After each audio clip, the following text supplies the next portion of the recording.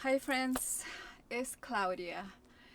Today's video is about my first RV issues on the road, and the purpose of it is not to get anyone in trouble, but to understand what is going on, and also maybe clear the fact that I feel a little bit taken advantage of by camping world. Issues started when when I tried to plug in to shore power in Utah, and my breaker tripped, and I didn't know at that time if it was an internal issue or an issue with the house, because my friend said that they had issues before with their breaker, so I figured maybe that was the problem. I didn't think much of it, and I went on to Idaho. And when I arrived to Idaho, I realized that I was having issues because my batteries weren't holding a charge, even though I have been driving for a while, and when you drive, the alternator charges your batteries. And when I tested the batteries, they didn't look depleted. They had the 12 volts that they're supposed to have, as I understand. But still, there wasn't any juice to power my lights. And my needs are very little. So anyway, the first thing I thought was contacted Camping World, because I didn't know anyone else. So that's what I did. And I want to share with you the conversation that I had with them, and I didn't edit anything in the conversation, and it's about 14 minutes long, and I apologize for that, but I want to be 100% transparent, and that's why I didn't edit anything in that conversation. So if you would, have a listen to it and tell me what your thoughts are. I'll actually show you. So you know that extension cord that comes out of the front of that? Yes. Okay, so that's this cord right here. Right. Okay, so what they're doing is they're plugging in, it's powering the entire unit. Correct. So your air conditioner, your Yes. every single thing. Yes. Okay, first of all, your inverter is nowhere big enough to do that. So you cannot run everything off of this. So if you were to turn, say, the air conditioner and the fridge on at the same time, it's going to trip that inverter out anyways. There's no way it's ever going to run both loads at the same time. But the fridge is running on propane. Yes, yep. But if you were to turn the electric side on, like put it on auto, and then have the air conditioner on, there's no way that inverter is going to run that. Okay. The second, how big is the inverter? the inverter is a 3,000 watt, okay, which is a fairly large. The problem is it's not a pass-through, and by pass-through, what I mean is you don't have the capability of plugging in and having. So right now you have to run off the inverter, or you have to unplug this to plug it in to charge your batteries. Okay? If it was a pass-through inverter, you would not have to do any of that. You could leave this plugged on all the time. You could plug in, and it would automatically kick over and run on shore power when you're plugged in. And then when you're not plugged in, you could run off the inverter. Does that make sense? Yeah, but I also have solar. Mm-hmm. Yes. Okay, so solar, the way it works is solar's great. However, you are not replenishing your batteries as fast as you're depleting them. Does that make sense? Depending on what you're running. Why would I be depleting the batteries if I'm using solar? Well, so because your solar can't keep up, basically. So your solar can't charge the batteries as fast as you're using them off the inverter. But when I'm using the batteries, when I'm using the solar, so the solar is in place of shore power per se. Okay. Because this I have it to shore power when I can, Mm-hmm. but instead of that, right now it's connected to solar, Mm-hmm. so it's replacing the shore power. Right. So if that's the case, what is the battery being used for? So The the way, house batteries. like right now, the way it's wired, because you're wired through the inverter. Right. Anything running off of 120 is being inverted. So even though your converter is on, that's still pulling power off your batteries. Even though you have nothing else on, you're still draining your batteries just off the converter alone, because the converter is trying to charge your batteries. Okay, and the first rule of an inverter is you cannot charge your batteries with the inverter, because the way I can explain it is you're using the inverter to run the converter, which would be charging your batteries, which would be a great setup if it worked that way. However, it does not. You never want your converter tied in with your inverter. And where they have this thing running the entire coach, of course, your converter's in that circuit. So it's never just as simple as running a cord down and hooking into here. Okay, so what I'm not understanding is when you, like, we had the alternator charging the batteries, you know, and I've been driving plenty, so they should be fine. I have the solar charging the battery, and even if it's slower, it's still charging the batteries. I'm using almost nothing in the house, really nothing, because my needs are very, very little. So I don't understand why it's causing such a big problem when I have all these sources charging the batteries. Right. So here's your biggest issue right now, okay? So you know how you turn that off and you would lose all the power in the unit? Right. Okay, that's because you tripped a breaker down below. Yeah, I'm tripping a breaker. That's the problem. Yes. Why I'm tripping a breaker? Because this inverter is not wired right. Like, that is your biggest problem right there. Can you show me that? Yeah. Yeah, so what you've got is this breaker right here. Okay. So here's your battery setup. Right. Let me turn this way. Yeah. Right, So, I have the breaker so there on the left. yep, right here. Okay, so that breaker is tripping. I'm guessing it's tripped a few times. It is, yes. Okay. But I had never had that issue before until I had it at the home, at the house. I had a short power 100% of the time. When I'm traveling, I'm using mostly solar. But lately, I was in Utah and I tried to plug into my friend's house, and I tripped. Okay. But they have an issue, and since then, I started having the issue. Okay. I had never had the issue before. Right, okay. And I had dry camped before as well. Sure. And the only thing I can think there is that breaker could possibly just be getting weak. Because it's had such a heavy load on it for this long. You know, if you didn't have that inverter trying to power the converter, there would be virtually no load on that breaker. But because of the way it's wired, that's why there's been so much load on that. I'm guessing that breaker is just getting weak, and over time, it's probably going to start tripping more and more and more.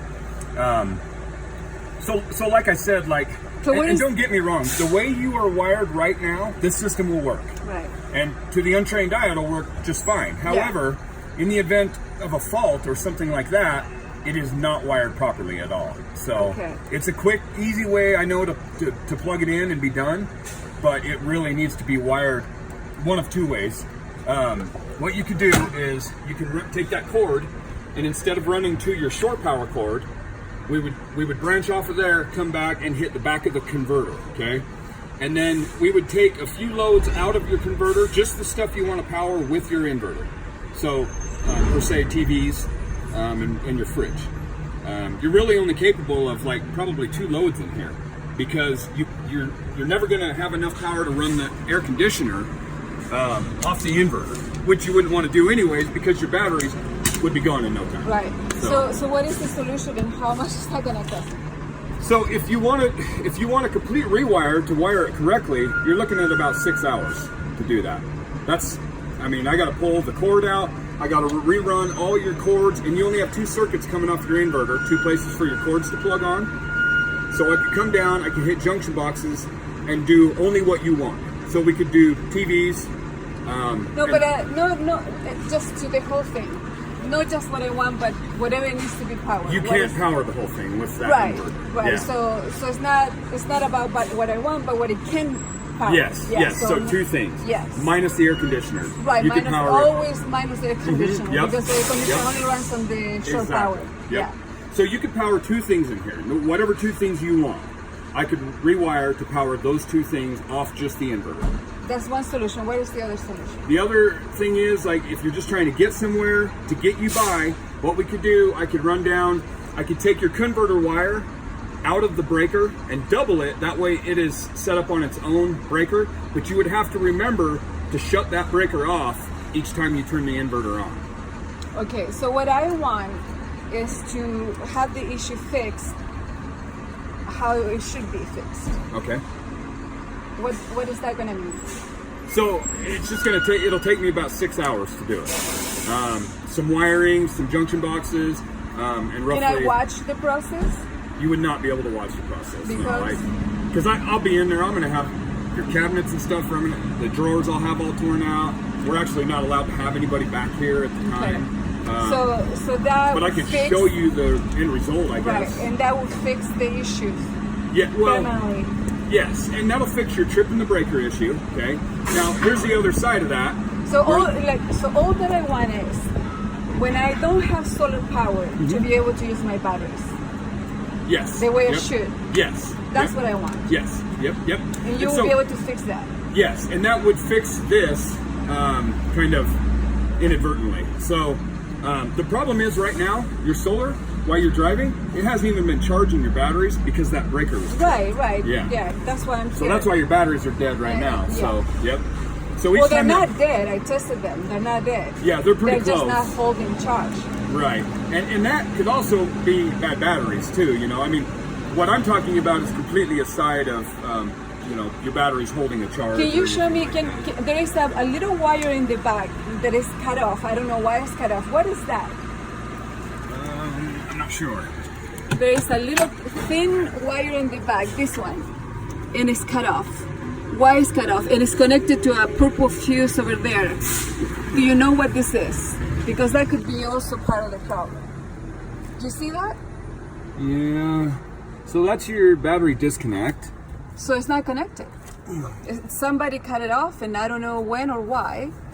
And there's a little purple connector to it. Do you have a light? Yeah, I see the connector up there. So it's coming off the hot post and going out somewhere. I mean, it's something I could trace out and figure out where it goes. Yeah, it shouldn't be cut off. I mean, that could depending on how they tried to install that inverter, they may have had to try to separate the system. The problem is they never could separate the system based off how they wired it. Okay. That's the only thing I can think. Now, I could look into it, but I can't tell just by looking at the wire what it actually goes to. Does that make sense? So I'm sure you don't deal with the money part, do you? Like I don't. That'd be know how all much Jeremy. it will cost me? Yep. Okay. I'll get you with him. And, okay. So in these 6 hours that you're gonna do this, the problem will be fixed. Yes. Now here's the downside to this. Okay, this breaker has taken a beating at this point. So I'm not going to guarantee that won't ever trip again, but it will guarantee that everything upstream is solid at that point. Now what we could do, I doubt we can find that style of breaker because that's an older style breaker, but we could probably put a new one of some other kind in there for you. Okay. And what I would recommend is like an auto reset. That way, if it does trip, after it cools down, it'll reset automatically. Okay. I mean, it's not going to last forever like that, but this way you don't have to come out here physically reset it. Is there a better solution to that? Because when you say it's not going to last forever, you could mean, it's going to die next month, and I can afford to do that. Under normal circumstances, it shouldn't. I mean, you're looking at years down the road before you should have a problem, unless there's another underlying issue. I mean, whatever I'm going to pay, I want it to be worth. Sure. Yeah. You want it to work. Years. yeah, absolutely. I want it to work, and I want it to be worth it. Now, keep in mind, because you keep mentioning solar, what I'm doing has nothing to do with your solar. Right. And it shouldn't. No, I don't. So yeah, I won't have to touch your solar setup at all. Yeah, so, okay. but you won't, like the setup that I have right now will continue to work. Yes, the way as long as it's worked up until this point. Yep. Right. It's brand new. What I'm doing will not alter that system at all. So. Yep. So let me go and talk about money part. Sure. And then, so what would this mean money-wise? So if you do the 6 hours, and then so you'd be in it. And I'm going to have roughly $50 in parts, probably, give or take, just a little bit, just in J boxes. So you're gonna fix the issue and get the new breaker. Yep, and the breaker we have those here. So but yeah, just a few junction boxes, some connectors, pretty minor stuff. You're probably $50 in parts. So okay. So with shop supplies are kind of miscellaneous things like wires, things like that we have in shop that you would be using. Tools, so you would be 7 hours total into it. Yes, with the existing work order. Yep. So, and this job has some kind of warranty. Oh yeah, 12 months. 12 months. So okay. we guarantee our work. So do me a good job because Absolutely. I'm alone and I'm gonna dry camp and I want to learn all of this, but still, it needs to be. Can I ask who put that in? What? The inverter? What inverter? Was it that way when you bought it? Yeah. The solar? Oh, so the you solar. bought it. The solar is just a go and play system, and I did it myself. Oh, you just plugged it in. Yeah, and, okay. yeah. It's very no-brainer. Uh-huh. You know, I connected the panels with the MC4 and then the adapter, and it's done. Okay, It is yeah. a no-brainer. It's a simple thing that doesn't affect anything. Not with this the, way. No. No. Yeah. Okay. So the good thing is there's a 12-month. Yeah, So yeah. you go to any camping world, if the work that he touched exactly on that work order is ever faulty or there's an issue, it's covered. So Yeah. when after you do the job, please do call me and show me what you have done, so I can we keep can it on show my you. records. And again, I want to learn. I want to learn Absolutely. because if something breaks, I know what you did and I know what the solution may be. Sure. Yep. Okay. Yep. Yeah, All that's right. no problem. Okay. So before I button everything up, close it up, I can show you where I've put your Please do. junction boxes, Please wiring. It's going to be real simple. So Thank you. the major time thing is just routing everything, Yeah, getting no, access I know. and all I know. that. So. It's a pain in the ass. Yeah. Yep. So if we're not done with it today, can we Can I put camp it out here front and Yes, stay in it? You can stay in the absolutely. front overnight? part. Okay. Yeah, we'll get you. We'll But plug drive, in. And, drive, yeah, because, you know. Sure. Yeah, we Okay, can get the cool. shore power. Yeah. Yeah. Okay. Cool. Yep. All If right. something happens, yeah, you're welcome to stay here. We got power, all that. Please. So, And yep. also, I'm gonna need propane and water. Do you have? I know you have propane. Yeah. Do you have water? Yeah, we have okay, water cool. and sewer All out right. there. Thank you Yep. so much. No and problem. Please do a good thing Yeah. for me. Okay. Yep, we'll okay. get it Cool. done. Thank So you. if you want to go ahead and have them do it. Yeah. Well, I am disappointed of Camping World, and I feel taken advantage of.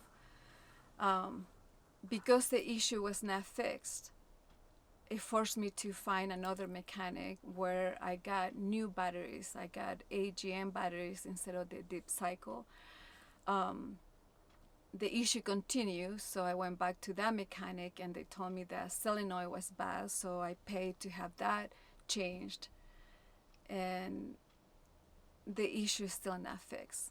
But this video, I wanted to be about what the job, what Camping World did and didn't do, and how they overcharged me.